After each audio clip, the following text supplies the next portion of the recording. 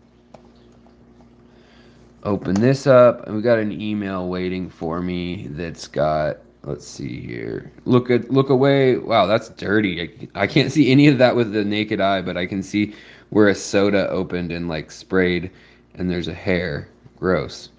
Um,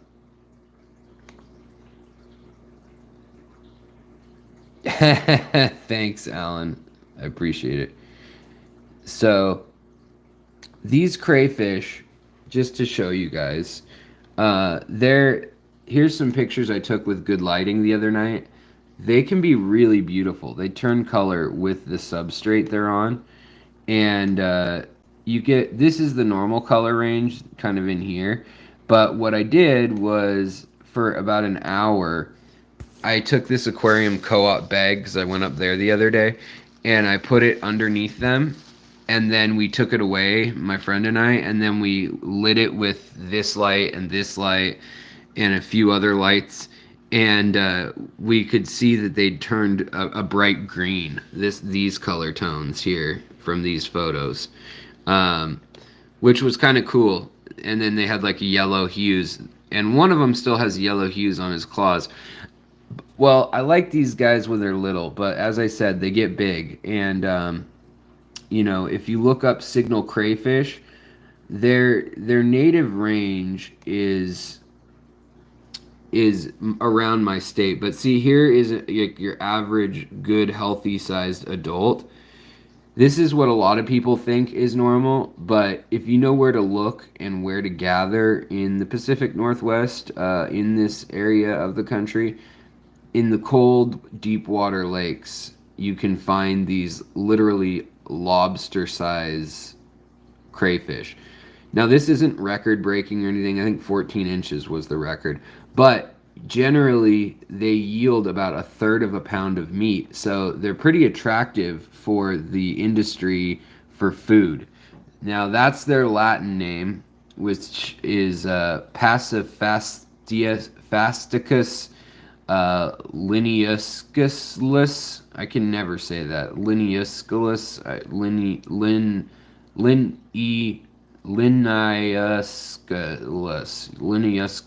Man, can't ever get it right. But when they get older, they look like they are a bronze statue. They get this green in their shell, and then they get like the bronze and copper colors. That's really common, and that's kind of the color you'll usually see. And usually about that size is how big you'll see them full grown, like a 3-year-old, 4-year-old that you're going out to collect or whatever.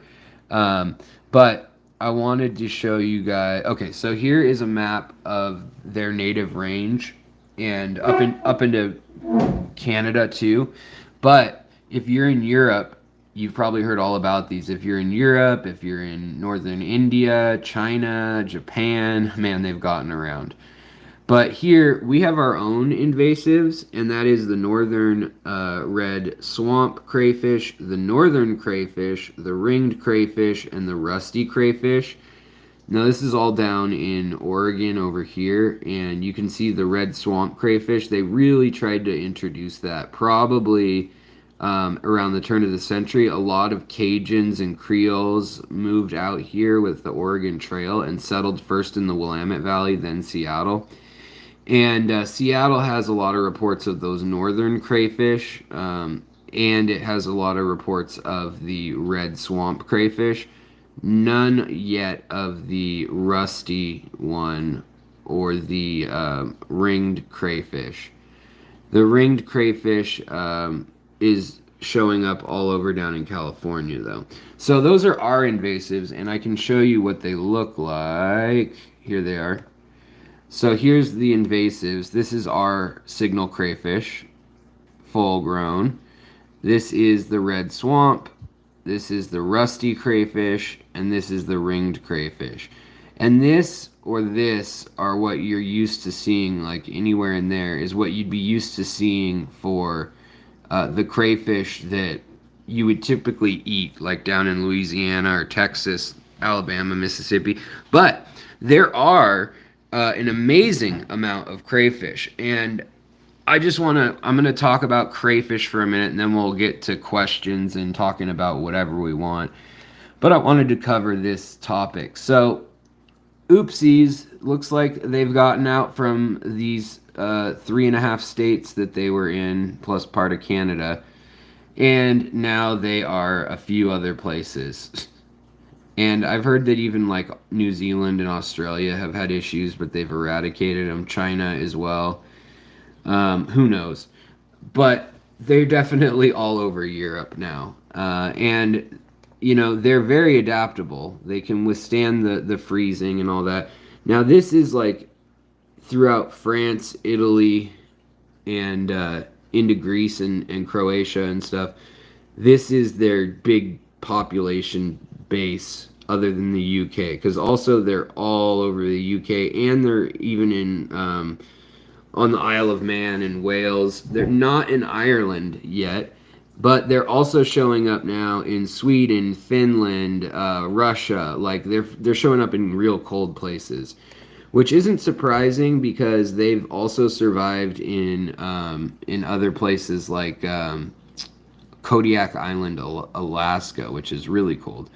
So the signal crayfish, native to North America, west of the Rockies, including Canada, province of BC, Washington, Oregon, Idaho. It was introduced to California in 1912 into the San Lorenzo River watershed, and they rapidly spread throughout the state. The only native crayfish remaining in California, aside from this one, which was in the Klamath River, is believed to be the Klamath River in north is the Shasta crayfish, or the Shasta County, California, Pasiphastesis fortis, and those are like up on Lake Shasta, which is all on its own kind of, and up in the mountains at elevation, also cold, also hot. And so they're trying really hard to keep them from spreading to the lake, but they are like cousins. They're in the same genus, which is a limited genus. And then also the Klamath River has a different like look to theirs, and they don't get as big as the ones here in the cold water. But like it says, in 1912, that's when they on purpose introduced these crayfish to California. Like thought that would be a good idea. Now, as you can see, that kind of green and orange color theme, it sticks with them as they get older. And they tend to grow about an inch a year. This is just what I wanted to mention, that throughout the entire world, there are around 500 to 600 named crayfish species, depending on what you call a crayfish versus a shrimp versus a prawn. And out of those, 70% of the species in the world are found in the United States. And beyond that, something like, oh yeah, here's another map that's as of last year, where they're reporting established communities of these things. So, pretty gnarly. They've definitely spread. And you might ask, well, how did they spread so crazy if that is their natural range? And I say this, but this is incorrect in that they're all over Western Washington too. So yeah. But then they're also in these pockets in California. And then there's reports all over the Great Lakes and other places. But the thing is, like I was saying, 70% of the diversity of crayfish in all of the world is right here in the Alabama and Mississippi Delta region up through West Virginia. And they're finding a lot of land-based crayfish that don't live underwater. Boy, that color is off. Let's see if I can, yeah, maybe at this angle. We won't be looking at a ton of stuff on the computer. But these are all just native to Alabama endemic crayfish. And that you come in a lot of different styles and sizes and clawed layouts. And, that one looks pretty similar to the signal crayfish, but it's not. But you can see why there are a lot of crayfish out there. And why this crayfish can't really get as good of a foothold. in a place like Alabama that has 50% of the world's species of crayfish living right in the Cahaba River basin. So that's pretty crazy stuff. Yes, they all do need tiny top hats. I agree, Alan. Come on, click. Oh, stupid computer. I'm so dumb at using these. So they recently just discovered these two new ones. One is the common name they're giving it is the lonesome gravedigger, which is a bleak name, but whatever, cool. And then there's the banded mudbug, and then you can see they're in the same genus, and they're both like a West Virginian, Alabaman, and Mississippi to Kentucky and Tennessee. It's not clear what their range is, but they live up in the mountains, so they're not actually down by the water. They are. You'll find their burrows at night by shining a flashlight and or leaving food out that's meaty. There's a whole documentary that I think Channel 9 did on hunting for them, the blue crayfish of West Virginia, I think is what it's called. But again, so in 1907, crayfish plague infected by water mold damaged stocks of native European crayfish called the Asticus. And since the signal crayfish occupied a similar ecological niche, its native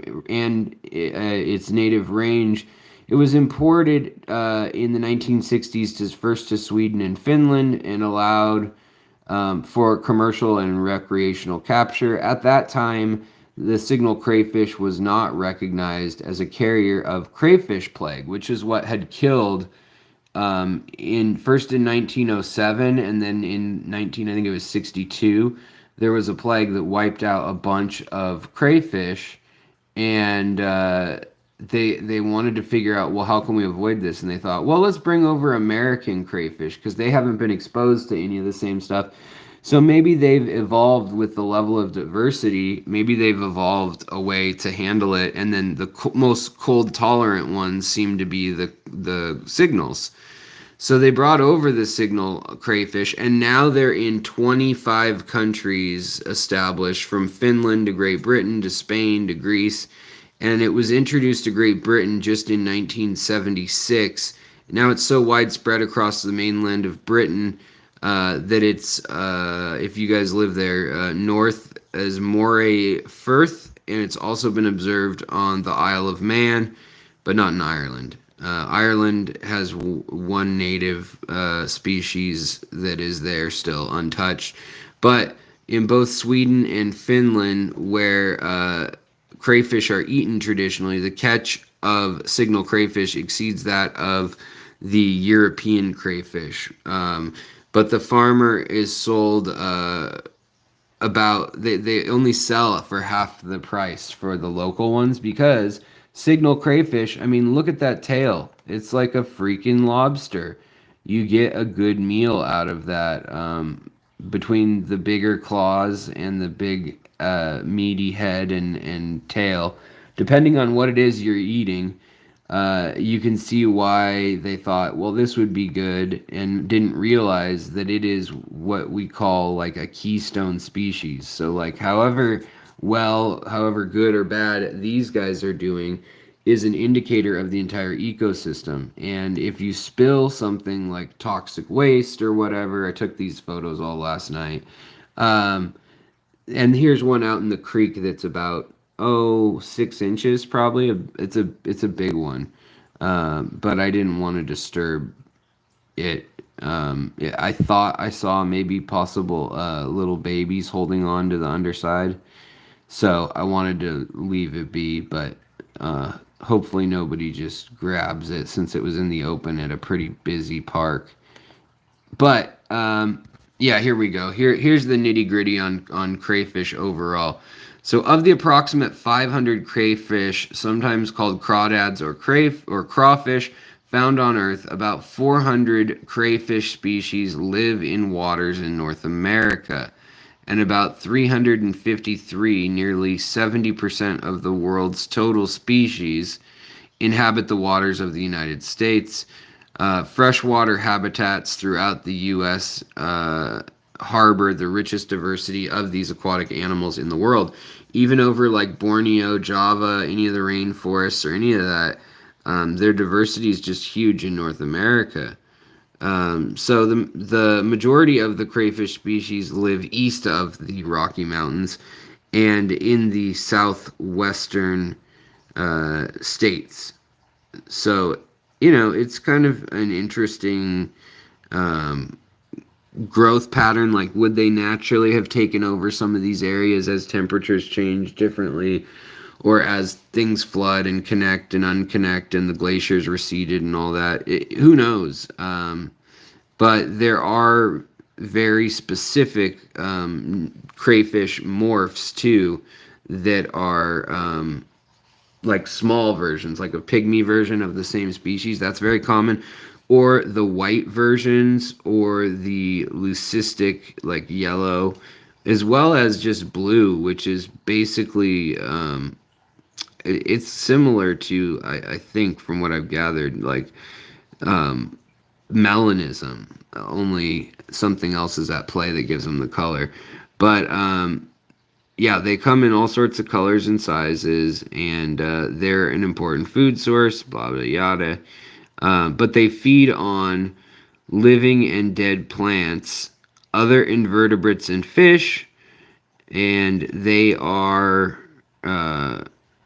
gonna eat anything from like a little bass or perch or whatever it may be, all the way down to little tiny micro algae and things like that. So you can actually put them in an aquarium or a container of some sort and kind of observe them without worrying too much about like what else is in there. They hold their own pretty well. Hey, are you playing dead now? Literally, we were just looking at you, bruh. It is getting really hot in here, though. Yeah, this guy's still pinching. So that's the other thing, is I've noticed these ones totally play dead as well. Like, we were just looking at them, so they're not dead. He was just attacking the net. But I must have stressed him with the lights being on, so I'll have to turn the lights off, and then hopefully they'll scamper around again. Yeah, let's turn this off. It kind of gets warm on them, too. So we'll turn all the lights off for them. But yeah, so that is the rundown of the crayfish, crawfish, crawdad, and mudbug. And I also have, hey Eric, how's it going? Aquarium Daily, good to see you too. Buttface, I used to have crawfish in my aquarium. He was a terrorist. He's sentenced to death by Tegu for his crimes against fish kind. I can understand that, man. They're not friendly fish or invertebrates. They are mean, and you need to set up an aquarium for crayfish. Ideally, you kind of want a chiller for most of the species around here. Definitely for this one. This crayfish, I found it in water as warm as 80 degrees Fahrenheit in creeks and lakes and things around here, and with very poor oxygen and even like TDS of like 200, 300 parts per million. But yet in the aquarium, whenever I move them, they go to the playing dead and then actually being dead rather quickly. So they are finicky to some degrees. Like I think there's just certain things they can't handle well. Certain like hardness and stuff like that. Like they need it. It's not just for when they do their shed. They need it right now, Hey George, what's up, dude? Somebody else said that they liked the most recent video I just launched this morning. Thank you, Zen Ginger, for sharing my email. I appreciate that. Let's see here. Squeaks. I believe Mexican dwarf. I thought when I first saw these, them all being so uniform, I was like, are those CPOs? Are they the Mexican dwarfs? And it wouldn't be impossible. The habitats are not that different, but I haven't read any reports of those surviving well. So I am curious. I mean, if somebody is, and Holly, what's going on? It's so good to see you. And Blue Reed, what's up? They're signal crayfish, yeah, with a Latin name that I can't actually pronounce well. You know, I would say that of all the crayfish I've ever kept, Cherax are the worst that I've had. These signal crayfish are pretty brutal too, though. But they are edible, which is a plus, I guess. But they're pretty mean. The like lightning bolt and thunder and all those color morphs. Actually, let's take a look really quick because Aquatic Arts has a deal. Aquatic Arts with two of the most I'd say high end or specialized breeders of crayfish in all of North America and some of the best in the world out of down in Florida. And so let me show you some of these color varieties that are just bonkers. We'll take a look at them real quick. We're not going to do like a whole shopping segment or anything, but also there's codes in the description. It's just the word secret and then the numbers 15 or 10 if you want a discount. Plus, then we tend to do giveaways and like gift cards and stuff for people who are active or participating in buying stuff or even just looking at stuff, signing up for surveys and all that kind of stuff or newsletters.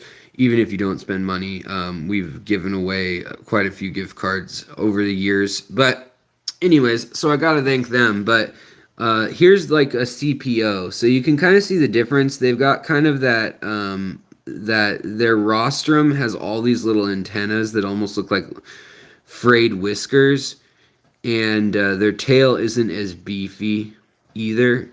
But right here is another one that's like more of a in-house. They bred this one in-house at Aquatic Arts, and it looks a little different. I'm trying to get the color right because it doesn't show up on live stream well. You can just go to Aquatic Arts website and learn that. But I really love these Clarkii, these Procambrias Clarkii. They're so pretty, the white vanilla lobsters. And then look at these, the blue ghost.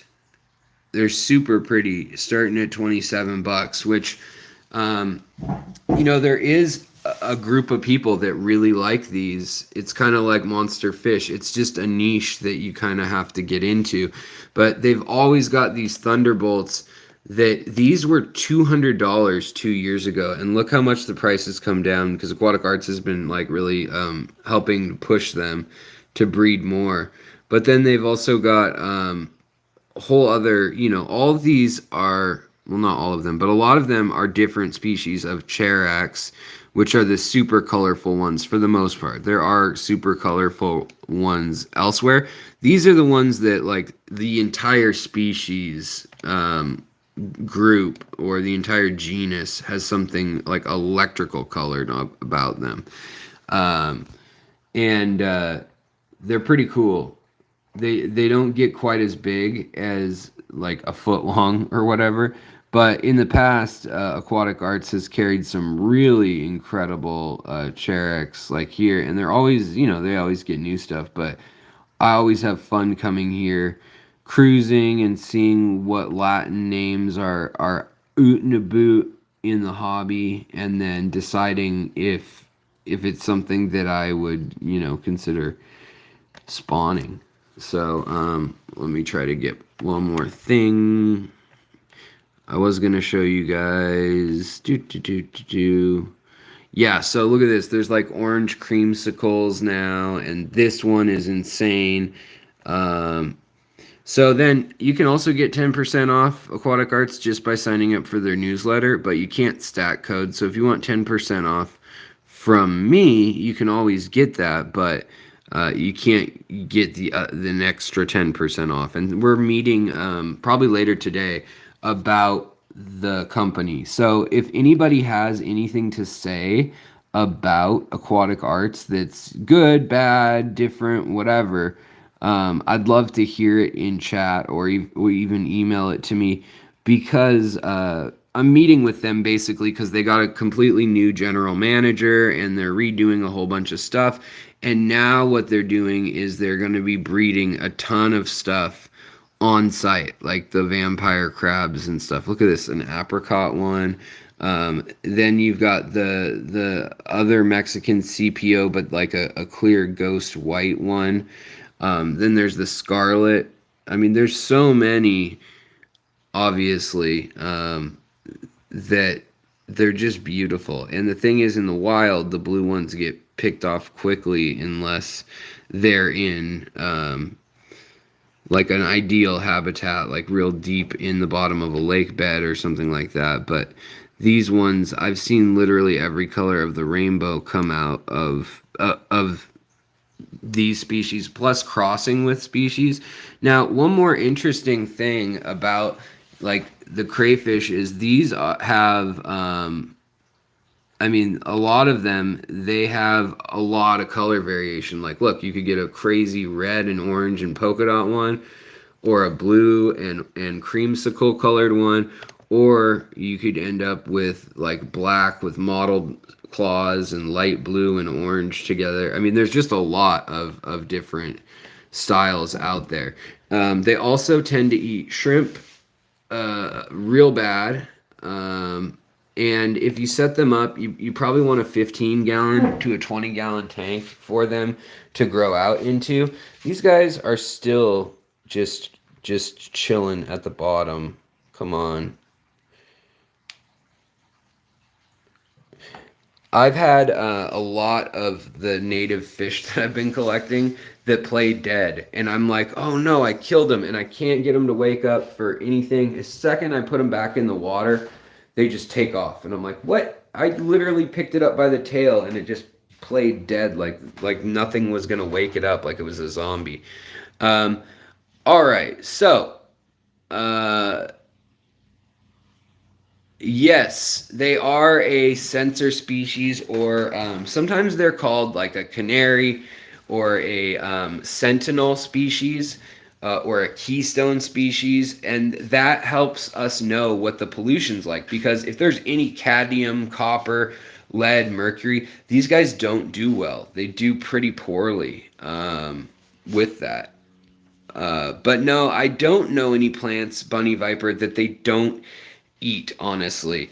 I've had them eat Anubias. I've had them eat, I mean, everything from sword plants to Anubias to my stem plants. So I usually, when I've kept them with stem plants so that they can chew on those and they'll just grow right back. So yeah, how is my cat? Thanks for asking. He's not doing well. We know that he's not producing insulin, and that means that now we have to figure out what to do. And they're doing an ultrasound, and my parents luckily are going to pay for it. Like they said, you know, we love the cat, we want to know what's going on with it, and we're going to pay for the ultrasound and all the lab workups. Hold on, guys, I'm just turning on some lights so we can check in on my tanks and just continue to chat, and I'll focus more on questions and just updates of the fish room right now. But yeah, it's not looking good, because we know that he's not producing insulin, so it's something based out of the pancreas, but it's something that's now probably his pancreas could be not working at all, which is scary. That would be worst case scenario if his pancreas just doesn't work at all and he needs to get the insulin shots twice a day, which he hates because what cat wants to be stuck with needles? No cat. And it's just it's heartbreaking to watch him go through that. And so hopefully it is just diabetes, which is rare in cats, but it happens especially in the wilder breeds that have a lot of that excess. I don't know. It's a certain protein that builds up in them and then doesn't convert properly, and so it's common for them to end up with diabetes, I guess. And it happens in dogs too, but it's different in dogs. So I figure I'll turn around and we'll look at a couple tanks. So the lake inlay tank, oddly enough, nothing is growing in the back. I am at a complete loss, unless it's just the CO2 needed, why that happened.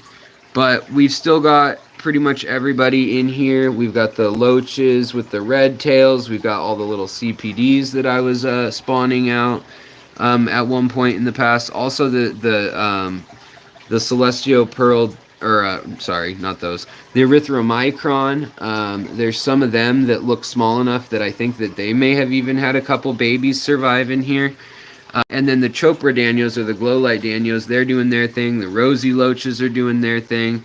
And the Lake Inlay, here's a male red tail loach. And the Sparkling Gouramis with the thick lip Gouramis. Everybody's doing their thing and hanging out. And oh, look at how beautiful these are. I have to thank Luke Wang for these. These are the only occupants that are not at all native. But look at this. Look at that beautiful. Look at the Nanochromis. They're just showing off, guys. They are showing off for you. You guys got a show for some reason. Don't know why. Maybe they've got babies back in there somewhere. But they're definitely showing off. That's interesting. Their colors are all lit up. And then this continues to bloom. The Kabamba, Colorada, and Bacopa continues to just keep blooming and get taller. Also, I think the loaches are breeding back here because I've seen a few little fry. But I don't know if they're going to survive. So there's something going on in this tank where the nutrient level, I don't know if it's just the light is literally burning everything out or if it's the nutrient level. And there, right there, you can see the Nanochromis, which they're one of my favorite fish of all time. But they're darting around trying to keep these guys out. Yeah, see, there's Mama trying to keep them out. And they're trying to keep the rosy loaches out. So I wonder if they have eggs or something there. We'll find out. I hope they do. That would be some good news. Definitely. So the other thing about signal crayfish that I forgot to mention, but they are now believed to be confirmed to be the species that crossed with a swamp species out of Alabama. And in Germany in 1992, they've actually traced it back to the exact fish keeper. They know for a fact who it was that let them together, and they hybridized, and then after they hybridized, all of a sudden a mutation happened, and the signal crayfish began to be able to self-clone. And that is why they're taking over Europe like crazy, beyond the fact that they just fit the niche perfectly and are a little more robust than some of the other fish, or crayfish. But yeah, so this tank I'm always proud of or happy about how it's turned out with all the plants that are native to inlay and everything. Alex, hey all, Nancy B in Tennessee. Well, welcome. Yeah, I'm sorry to hear that, Lady Rorschach. When an animal passes away, it's just really a bummer. It really is. Yeah, and then Alan and Luke Wang and I, we're going to we're going to Disneyland. No, we're going to Chicago for the ACA, and I have to thank Alan. He made it happen. Hey, look, 2 males and a female. What a lucky lady. She's full of eggs right now. I wonder if she's gonna spawn with these guys. But man, you guys are so awesome. Oh yeah, that's a baby. That's a baby right there. Compared to the adults back in here, right here. So the erythromicron, it looks like as though they have reproduced a bit in here, even with all these other critters swarming around. Because the adults, if you look at them, they're a lot bigger, and you can see their stripes clear. Whereas those little ones, you can't make that much out yet. But yeah, so we're going to Chicago for the AGA. And we'll be learning all about plants. I know like George Farmer's going to be there, and there's a number of local folks that I'm excited to meet. I'm going to go collecting there, and then I'm also going to go out and try my luck at doing some aquascaping with algae, hopefully some macro algae, which should be really interesting. Now, if you guys remember how I had that total collapse of the heart that happened with my poor shrimpies, with my Malawa tank. Now, this was my secondary tank, and there has been a snail explosion. I mean, granted, the lights were all just off, but that is a ton of snails. I didn't even know there was enough hardness in the water for all those darn snails. But what's good is that I'm seeing a comeback. I'm seeing egg-laden females, and we're seeing my blue line and the other colors, like the red line, still showing up. Even though we sold off a lot of them, they're hanging out on all these little Malaysian trumpet snails. Now this clearly means that I overfed it, or some sort of fish died and they're piling on. But like I said, I also did just flip on the light and it was pretty dark in here. So this is literally all of them feeding at the bottom. So yeah. Then we've got the Cochuse tetras swimming around still. We've got the orange Venezuelana Cories going wild always. There's always like 2 or 3 dozen of them in this whole tank. And I've let this tank grow immersed to try to see if this helps controlling the nitrates, to see if the immersed growth all over the place, if that's really going to suck more of the nutrients out as it grows faster out of the water. So that's another kind of experiment going on. Also, we got some purple tetras for $1 or $2.99 recently, and these guys are just beautiful. I love these. They're the little, I think they're Hyphosobricon,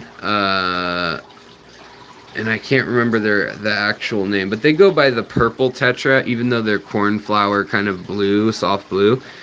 And they just look killer with the orange,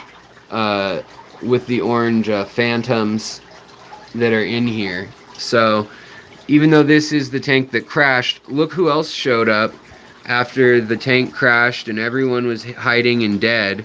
All of a sudden, out of nowhere, my betta falx, one of the betta falx, just showed up.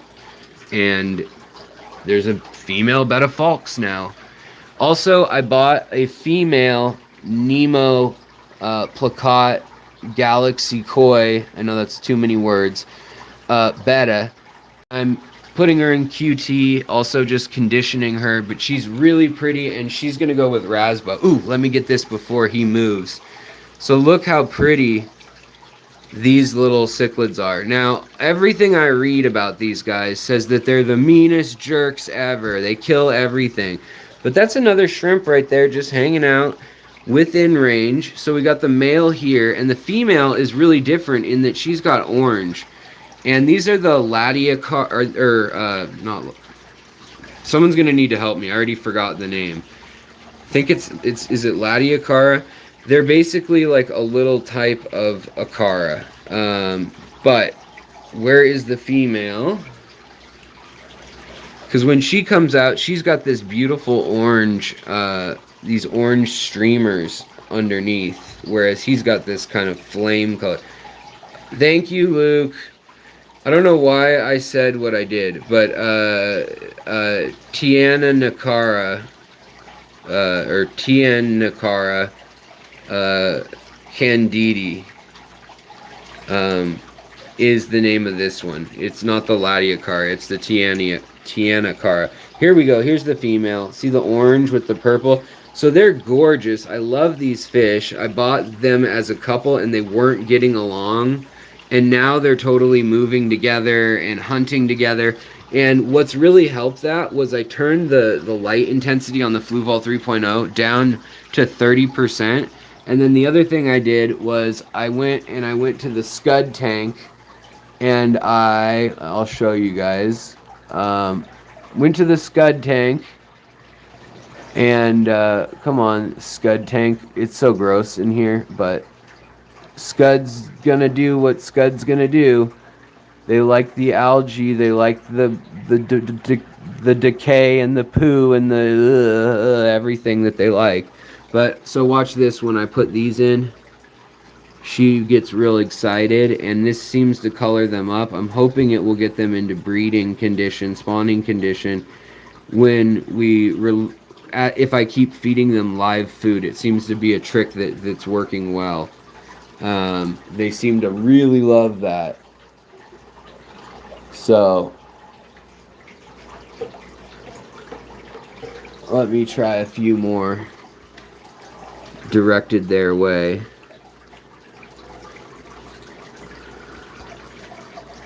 Boom. Got him. Got he. So that's what's going on in here.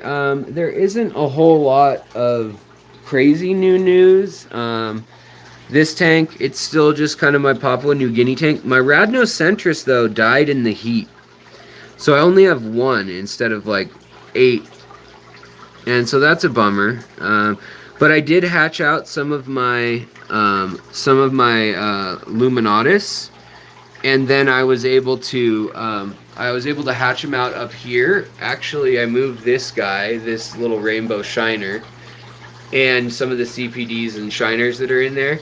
Moved them, and I must have upset the Battis because we've got the male Battis here.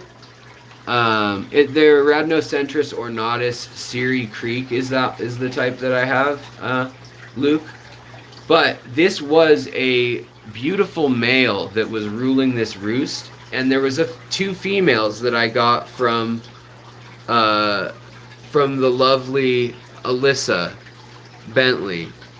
Actually, I just saw a little fry swimming around, but unfortunately, one of the females colored up like this. This is her from gray, and she killed the beautiful male because she was bigger.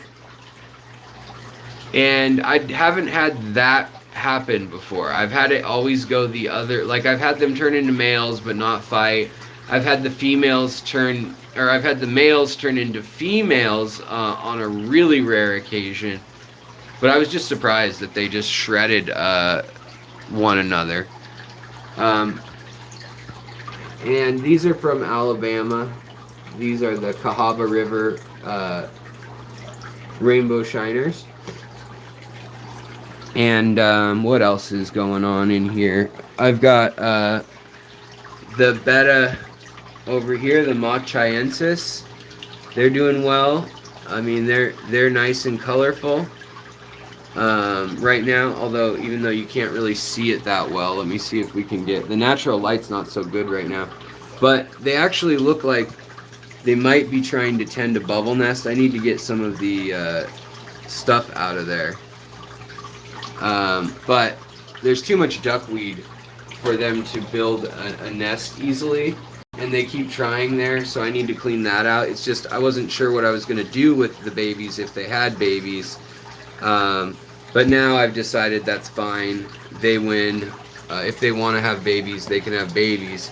I know there's a lot of glare, but what I'm trying to show you guys is that there's all these shrimp. So I do have a whole bunch of Malloa and gold nebula in there. Or actually, there's argument now over whether they're a gold nebula or not. They might be some other Caridina from Sulawesi that we just don't know the name of. And then in here, in my little nano tank, you know, we've got the chili rasboras. We've got that longfin beautiful that I keep trying to spawn. So far, I spawned 3 or 4 little babies, but none of them had long fins. So they're in here just cruising. They grow quick enough in the summer. And then we've got some gold tetras that have that actual gold shimmer, the guanine crystals in them. Shrimp are doing well. Let me turn their light on. And then let me look at your guys' questions or chats or comments a little closer. Make sure I'm not totally missing the ball, missing the boat, keeping my eye on, off, in, on, around the prize. But I've got a lot of pair of betta right now that are just naturally paired off, and yeah, I was just servicing this whole thing. I liked this layout at first, but it's only like maybe 4 months old, and it really splashes a lot, and it seems to build up a lot of crud and then do this surgy thing when this filter's only half clean or whatever. But in here, you know, we got the normal fish that have been in here, plus all the bettas. But we've got also the cribs are in here, a few different cribs. The petricolas have been in here, and then also the bumblebee catfish. And then there's the African fish that Lawrence brought back from Africa. We've got a few babies growing out. They're too fast for me to catch.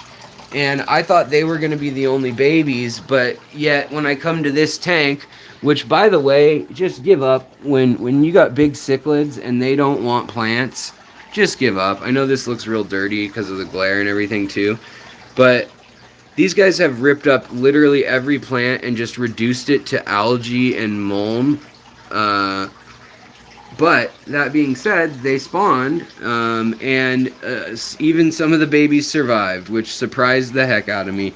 I think what I need to do is strip these females when they are holding the babies in their throat. I need to like pick them up and get rid of that brood in their throat and put it in a smaller tank. I'm just not good at reading it. Like, the male is not very protective of them, but I think like this one is about to lay eggs. See her belly? Whereas I think this one may even have some in her mouth or throat.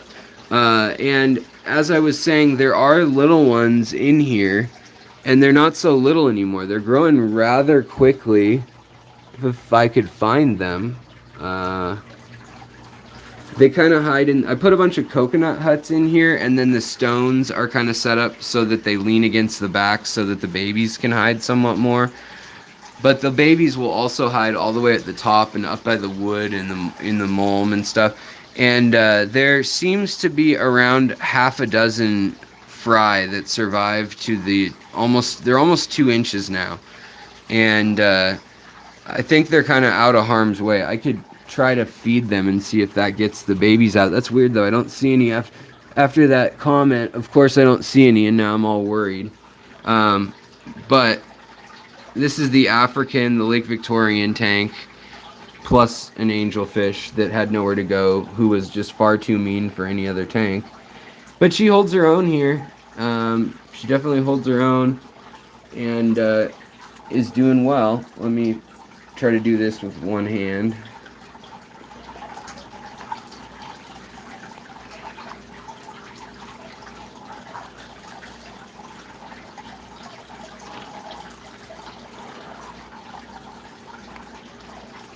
Come on, little babies. Also, guys, I need to come up with a day and a place to meet up for anybody in the Chicagoland area who wants to do a meetup and just say hey if you're around. And also same with Florida. I'd like to do that. I know we got a lot of great people and friends down there that don't necessarily get to travel. Here they come. Here comes the little babies. Sorry guys, I know the glass is all moldy. I don't get a chance to clean the glass that often because they attack the hell out of me. These fish are so mean. But they're like mutually mean to each other. So it works for them, but it's frustrating for me. Again, gosh, these guys are so beautiful right now. The female is just great, and then the male, he's cool with his tail and all. And they're just in here with these and some cobalt Stiphidons. So that's all that's going on. And then I've got my native, just a 2.5 gallon, but in here we've got the some shrimp, and we've also got some the least killifish. So that's what's up. These guys, the Stiphodons, they're doing really well. They're living a long time. Some of these are over 2 years old, and they're still rocking out. So Aquatic Arts clearly got some when they were very young, because they're also still showing all their bright colors and swimming around and doing their thing, whereas they can have a very short life by the time they get caught often. So they must know pretty well wherever they're collecting them in the wild. They must know the I don't know, the schedule, I guess you'll call it, of when things are spawning and all that. So that's about what's going on in here.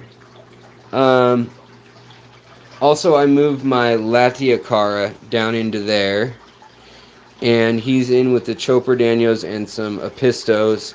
They're just kind of in a holding pattern.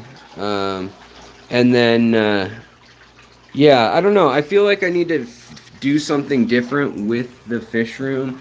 I'm feeling like I've been spending so much time, like literally every day, going fishing and collecting and just trying to build back my strength that I lost. And I gained so much weight and I lost so much strength when I had the spine injuries and problems, that I'm just really trying to build up all that energy. And it's also really hot in here. Let me turn this on. Sorry guys. So I'm really trying to build up that energy. Relic turtle, hello. Small magnetic algae scrapers. Yeah, that's what I need. The problem is that it's a curved surface, so they fall off on that bow front, which is really annoying. Tuscans AM08. Hey, first time to comment. Really wanted to say I really enjoyed your comment. Appreciate you sharing your knowledge. If you come to Louisiana, I'll show you what to do with these mud bugs. Well, thank you. Yeah, I've got family in Shreveport and in Beaumont and Lumberton and Paris and Omaha, not Nebraska, Omaha, Texas, and also, oh, what's the other town? Cracks me up. Naples. That's where my grandmother and great grandmother grew up, was Naples, Texas. It's got like 700 people. What else is new and fancy in the world? The only thing is I am allergic to shellfish, so I can't eat them. So I guess that's even more incentive for me to keep them as pets and not eat them. I haven't handled any of them, mostly because I don't want to get bit, or pinched rather, but it seems like there could be other potential issues too. So in this tank we've got some snowball plecos that are kind of stunted, probably just because this tank is so small, and I hadn't seen them for a while, but they popped up last night and we're all feeding. And now we've got all these little baby blue shrimp from Grant Eater, Garden of Eater shrimp, TGOE shrimps.com, and you can see there's more under there. So they're actually they've had a few rounds of babies, And the fact that there are only some Habrosus cories and a few very small what are they, 303s or no, they're not 333s. I think they're 303s maybe. Man, my brain's not working today. Sorry guys, I've got a lot on my mind and it's just stressing me out. But also this tank is gone gangbusters, bonkers, wild, overgrown again. I need to give this plant and my Logonandra silver, which I didn't even realize. Oh, hey, the leopard plecos are out, leopard frogs. So there we've got a little female, and we've got a male. Are there any others out on the glass right now? I don't see it. But I need to trim all this. Like every few days, I have to trim this in the summer. It's growing so fast. So I feel bad. So every couple of days, I also just push aside everything so that the fish have more room. But really what the issue is, I need to decide what I'm doing. I think this has run its course. Like we get it, Alex. This is all immersed growth. This is water wisteria. And we get it. It gets kind of big when you let it grow out of your tank. But think about that. That needed all the carbon and nitrates and all the little nutrients and things that are in the water to grow. I mean, yeah, it's probably 80% water or whatever, but these are just going insane. They're just wild plants. The Ludwigias are too, and even the Nicea triflora has been doing the same. Also, these have held up, but I need to get rid of them because they're just, I mean, they're flowering, but then they rot and they put a lot of mold spores into the room. Same with the red root floaters. As they get too old, they just turn into mushy stuff, which if you had enough flow going on in here right now, the flow is so stifled. I need to like really excavate, but I'll probably be listing some plants again like I did a while back, because you can ship those even when it's hot out or whatever. I got a pretty good setup for that, so I'm not too stressed or worried about how they'll do. But look at this Logonandra meboldi just out of nowhere after being kind of dormant for a while. Alan, if you're still watching, big old silver leaf looking beautiful, and also the leaves under here in complete darkness, like really dark. They're doing great. Like they're doing really good. So maybe complete darkness was what it needed. Hell if I know. Last time I had those, they did good when they were deep and everything, and it was indirect light, but they had a lot of light. Like the light could get to them. So I don't know the trick with them. They're still kind of an enigma to me as a plant. The Logonandras. Also, this flower is over on the Cophifolia, and also water levels way too low in here. But I kind of wanted to just simulate the dry season again. It always sparks interesting stuff, so maybe the Habrosus cory will spawn, even though there's only a small group in there. I don't know what I'm doing, guys, but I do know that I appreciate all of you. And hey, what's up, Jason? Good to see you, man. Scott, hello. Alishon, hello. We got some great people in here. If you could hit that like button, the thumbs up, if you are enjoying this. If you're not, then hit thumbs down. Tell me to go fly a kite into a lightning storm. But yeah, let's see what else is going on around here. Hit the likey button. Yeah, that's right. Stephen P's got the key to romancing me. And it ain't the Hanson CD from 1993. That's probably a little too early to be talking about the birds and bees when there's two hot girlies and you find out that they're more of the kind that would wear board shorts and tees because they're boys with long hair in rubber hair Tease. I'm done. I don't know what I'm even saying. Aquarium Daily, what's going on? Alex, curious, does temperature play a role in photosynthesis? Yes. If a tank is cooler, but they both have the same light difference, would it make a difference? Yes, also. Um, Luke is far. I'll get back to that question one sec. But Luke, you are so kind to offer the series Creek. We have some people in town that keep them, and like people like Bob Steamfought claim that like no problem with them whatsoever. This is the second year now where it's gotten to 95 degrees. The house, even with AC, is going to get to 85 or maybe even 89, 88 degrees. And I kind of can put ice in there or whatever, but no matter what, whenever a room gets over 80, I have all sorts of problems, whether it's the plants wilting and falling back into the tank or I don't know, there's all sorts of problems. So I really need to just bite the bullet, get an AC for that room, and then just bang my head on the wall and hope that maybe I can like hook up a crankshaft to generate electricity with banging my head on the wall, because otherwise I'm just gonna like have to give organs, like sell my kidneys for the power company with the rates they charge over the summer. It's just brutal. You were in flow because you ain't a regular Joe, and fish, you're in the know. Yeah, that's right, Scott.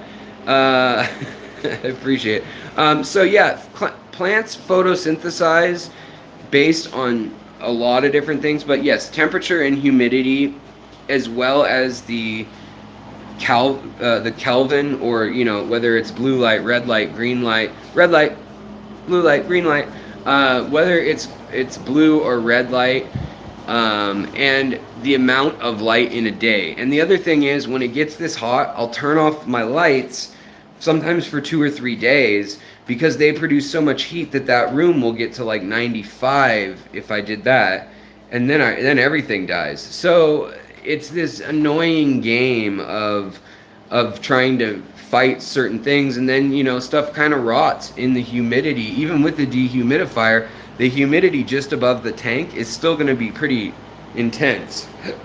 So then you got to have fans going, and I do that, but then that blows spores from any of the mold that's taken root, even in just a little corner, and it's going to spark the breakdown of more of the red root floaters and the water lettuce and whatever. And so it's always like these variables that get out of control. They cascade, and the heat is the underlying issue that I just need to figure out how to get a hold of that, a hang on that. That's a big stretch. What's a big stretch? Oink Master Supreme Forever. What's up? How's it going? Welcome. But yeah, the other thing is plants tend to do better. Most aquatic plants do better in like 60 to 70, 75 temperature range. And then when they hit like 80, they slow down again. And if they hit slower than that, then they slow down again. So they're kind of like like cold-blooded animals or something, like there's a sweet spot. But it's different for different fish at the same time. So Zen says, I think I might have just figured out why I've had so much trouble with some of my planted tanks. They're by the windows, which I thought was good for light, but it's awfully hot in comparison. Yeah, there's that, and there's also the condensation factor that happens then at night when things cool down. There's a whole lot of things that are tough with that. Taylor Acali, what up? How's it going? I hope you're doing well. Welcome to Thunderdome. No. So, does anybody have any thoughts, questions, or concerns they need help with? Because my wife's gone again. My wife has been gone all summer, and then I'm going to be going to Florida on September 8th through like the 14th, and then I'm going to be gone again to November. I'll be gone till November. No, then I'll be gone again for Fishtoberfest, and then I'll be gone again after that for going to Chicago for or wait, I guess it's the other way around, isn't it? Yes, I go to Chicago first, then Fishtoberfest, then Ohio. So I am getting to speak at clubs around the country, which is really cool. And if you guys are looking for a speaker, and you want to do it digitally, I'm always more than happy to do that. I have about 10 talks ready that I'm happy to give.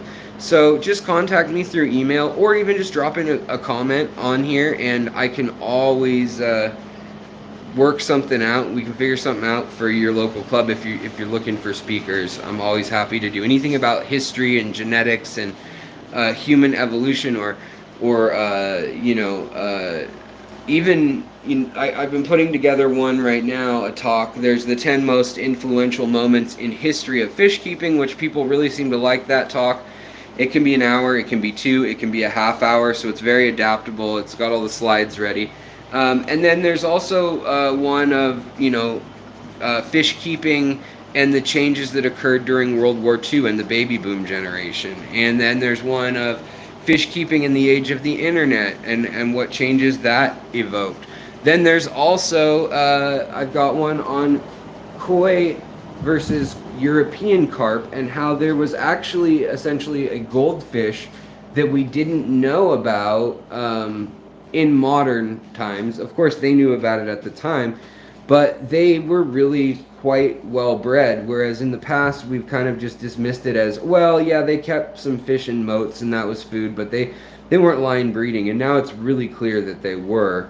And the translation was the issue, in that some people or some researchers just never translated it to English, or never translated it to German. It was only in Hungarian or whatever, Austrian, high, I don't know what it is, high Bavarian or something. Scott, thank you so much. We got the first super chat of the chat, and I do appreciate it very much, Scott. I do. Let's see here. So Oink Master Supreme, what, without CO2, should I attempt pink flamingo, crypt pink flamingo? I would say probably not.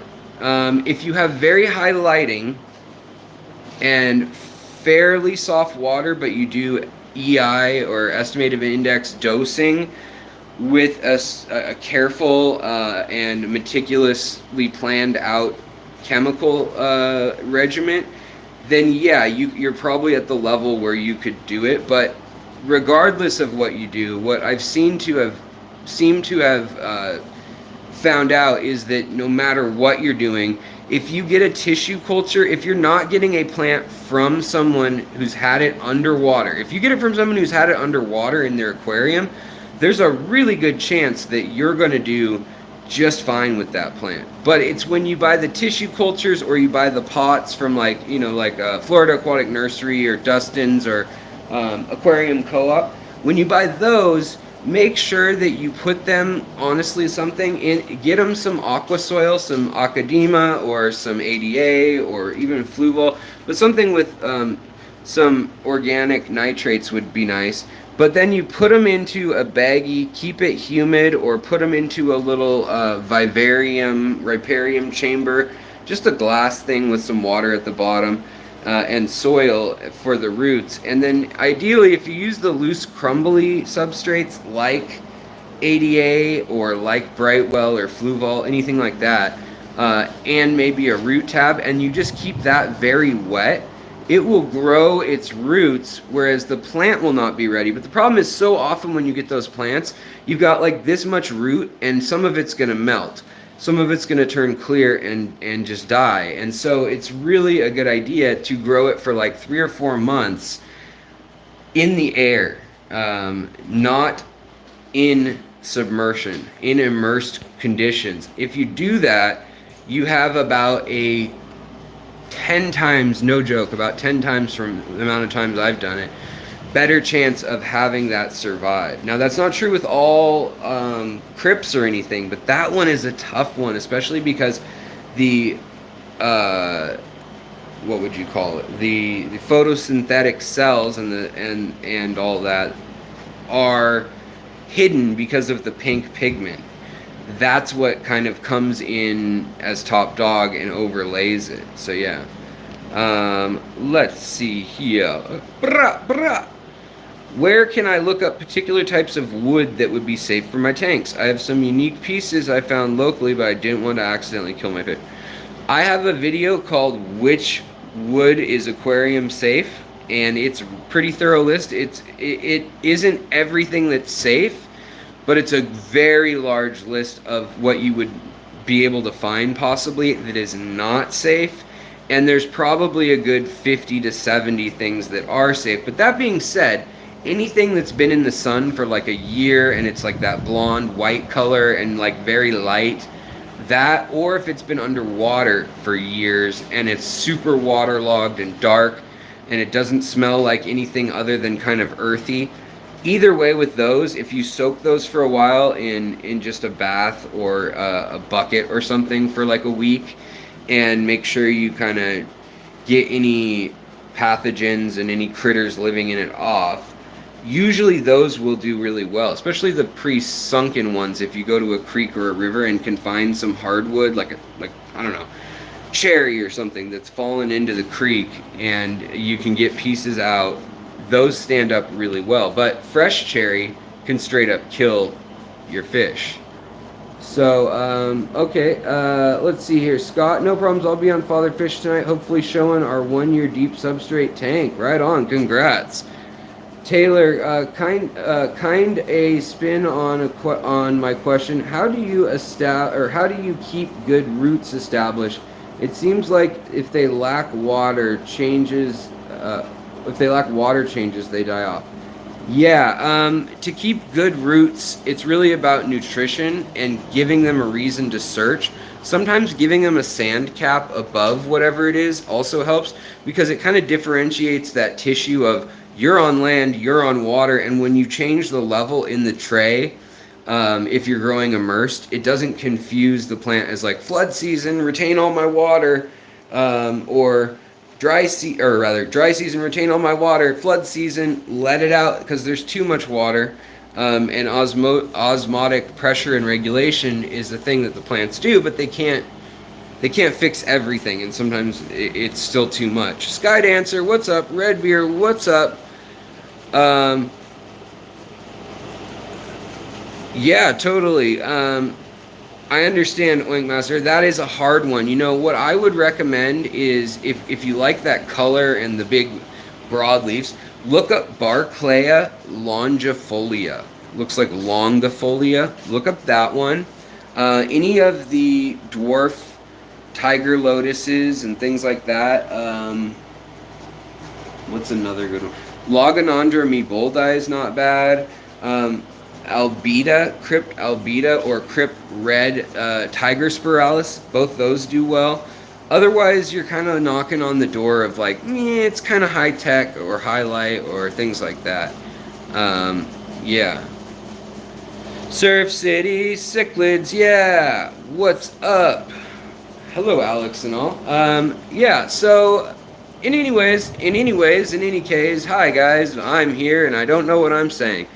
So it was a long night, you know, staying up, thinking about the kitty and worrying about the kitty and looking at him and, you know, letting him do his thing, hiding under furniture in weird places, but just staring at him like, is he okay? He's okay.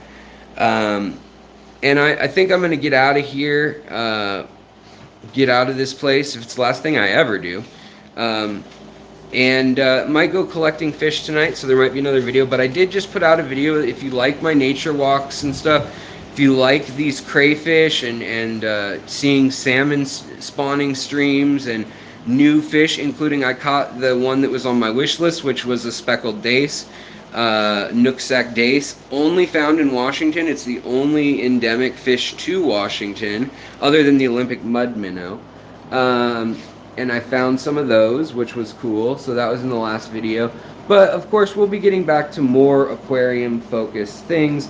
And as I go to the AGA, as I go down to Florida, as I go to all these different events, it'll pull back together with the history and the history, science, and whatnot. And if you need those doses in between of, I'm tired of your nature walks and your top 10 lists and your my favorite fish that fits in a 20 gallon or whatever content I'm doing to try to keep the channel just alerting you. That's the biggest fight of all, is they don't alert even you guys who are subscribed with the alert bell on unless a certain amount of the monetized videos are getting viewed. They push that content, and if it's not getting pushed, they see it as nobody's watching and tough toots. And so I'm really trying to play their game but not give in, still have good info in there, but also still do the song and dance, I guess. And I have been feeling very tired. Had a couple health things of my own lately, which is nothing new. It's just sometimes it wears on you. And so like right now, I need to take a rest. And then tomorrow in the morning, hopefully I'm going collecting with Matthias or Matthew, and then also Lawrence Kent. And we're going down to the wreck of the Edmunds Fitzgerald. No, we're going down to, I think, Lacey or Enumclaw or something. Somewhere down south in a swampy area. And it's probably going to be way too hot and annoying again because we've had, I don't know, 12 days over 90 some degrees, which is just unheard of for Seattle. Zen says, I'm sure keeping the algorithm happy without burnout. I'm sure keeping the algorithm happy without burning out is very difficult. Yeah, it is. And I've been feeling it lately, especially with all my other stuff going on. So anybody who wants to go back, watch my old videos, if you have a question, check if I've done a piece on it, because I've done over 950 videos now in about 6 years. So I really do appreciate it though, guys. I appreciate all of you so much who are subscribed. That $1.99 and up really helps. I mean, it really does, and it means a lot to me. Everybody who's just you know, even if you're just the $1.99 level, that means just as much as somebody who can afford to spend $25, because I know everybody's got so many bills and so many things. But go to the community tab, make sure you're getting the extra content. I'm making 16 to 20 extra episodes, doing all the research every week, and I want you guys to enjoy it. If you enjoy it, it's also in the podcast format playlist, so you can just listen to any of the Fishery episodes also, or anything in that playlist. Sky Dancer, thank you so much for joining as a lurker. You are awesome. Appreciate it. But I'm going to get out of here right now. Canadian, Stun on Gaming, you're always late to the party as a Canadian, huh? And you're almost at 6 million views. Yes, and you know what? I got rid of 2 million of my views on videos that I was just like, this is a bad video, but it's getting 400,000. Like, I had a couple that had over 200,000 or 300,000 views on them, and they were garbage. Like, the thumbnail wasn't even good. I don't even know why, but they get caught in this loop when people start watching something and they like it, one or two. Then the next people get suggested, then the next, and pretty soon you got a video that doesn't represent the quality of work or what your channel's about anymore.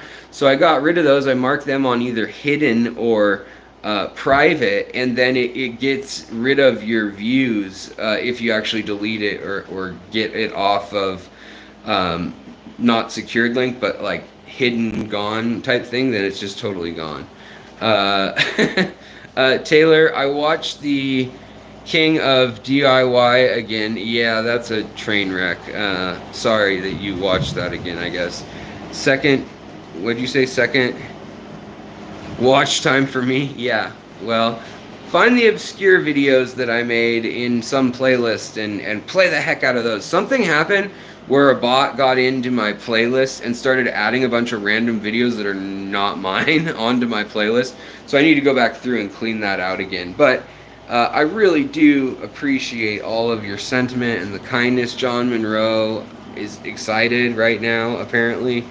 But yeah, I do appreciate all that you guys do here in the community. You guys rock. And as the fall ushers back in, we'll be getting back to more of a like on paper. Here is the subject, and I'm trying to write more scripts and things like that, more info-dense videos with also B-roll. So like shooting a minute of B-roll and then writing a minute of dialogue and then pasting that together into a story.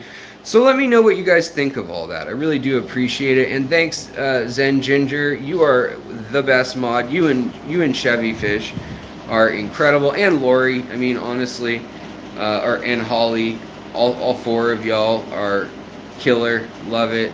But I will be getting out of here. I want to thank you guys again for the AGA funding.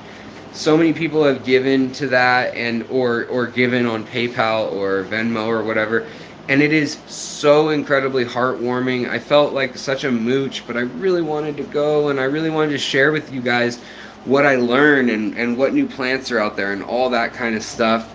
And you guys made it possible, and so did, I mean, Alan did too for setting it up, even though it made me uncomfortable at first, and I was like, man, I don't like having to beg or whatever, but it's a trade, you know. I promise to make you guys good content, lots of interesting stuff, and that's that.